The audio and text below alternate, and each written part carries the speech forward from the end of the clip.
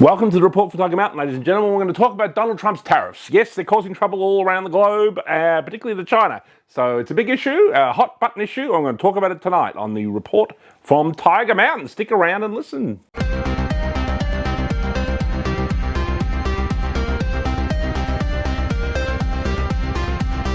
So it's China, as Donald Trump might say, or China is causing trouble for Donald Trump at the moment because there seems to be a trade war begun. Donald Trump doesn't really like wars, as we well know. He wants to end the war in Ukraine, but he doesn't mind a trade war. That's well known. And he had spoken in Donald Trump term one. He'd attempted to do something like what he was doing now, but he's really going for it now because he's not worried about re-election. Or maybe he is. Maybe he wants to run for a third term. Who knows? But he's put the world into a panic because he's placed, tariffs onto European key allies. He's placed them onto Australia. Now, in my opinion, I think this is it's a flex, ladies and gentlemen. Donald Trump has no real intention of placing massive tariffs on European countries, on countries like Australia, unless they don't do what he says. So, in the sense that he's asserting his power. America, has always dominated the world since the fall of, the Berlin Wall and the collapse of the Soviet Union. So I think, Trump is really asserting his power here. And, but he's doing it for a good reason. He believes that, through doing this, through strengthening America, through bringing jobs, industrialization, and, energy production back to the United States, that will increase its power, which of course it will. And obviously it's still the world's number one economy. And also I think that many countries, for example, already had tariffs on American goods. They were already conducting trade wars against the United States. They're already exploiting the United States. So I think what Trump is interested in is a kind of more level playing field.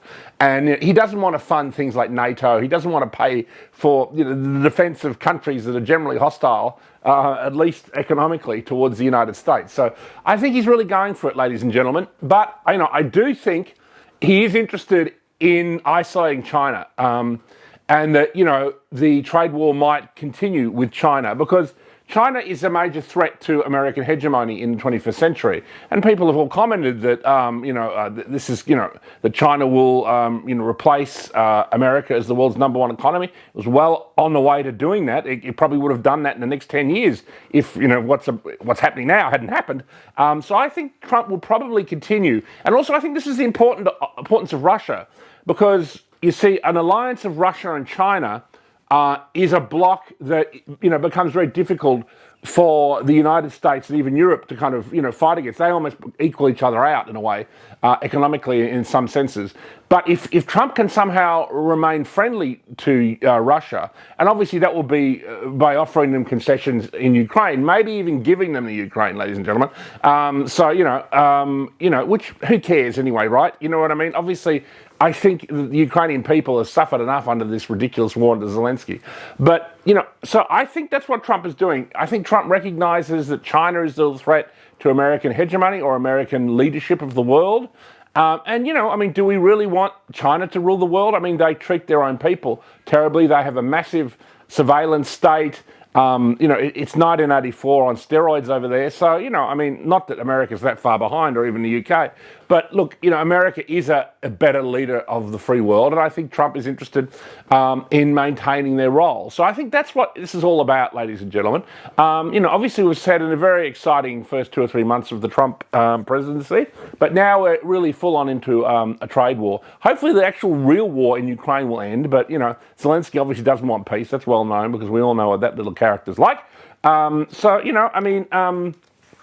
think he wants to, reindustrialize America, you know what I mean? He also wants to isolate China. And obviously, the Jewish press in America are all upset about this, which obviously means he's doing the right thing, ladies and gentlemen. So, a lot of lefties here in Australia, I keep arguing with people like Ray Mooney and stuff online, you know what I mean? They're most upset by what Donald Trump is doing. That, again, is a good sign that Donald Trump is doing the right thing. So, there it is, ladies and gentlemen. I think we've got to stick with it. Now, this trade war might bring some, temporary pain to our economies. It might, for example, make our economies shrink in the next 6 months to a year while these negotiations are worked out. but I think that's just a price to pay, because obviously we can also imitate him, you know what I mean? So, and, you know, have a similar stance, particularly towards China. China called out to Australia and asked us to, you know, join against the United States. I mean, not even, you know, Como Albo went along with that. So, you know what I mean? Particularly in the middle of an election, he wasn't going to side with China. So, you know, that's where we are, ladies and gentlemen. We're in the middle of a trade war, and we back Donald Trump all the way.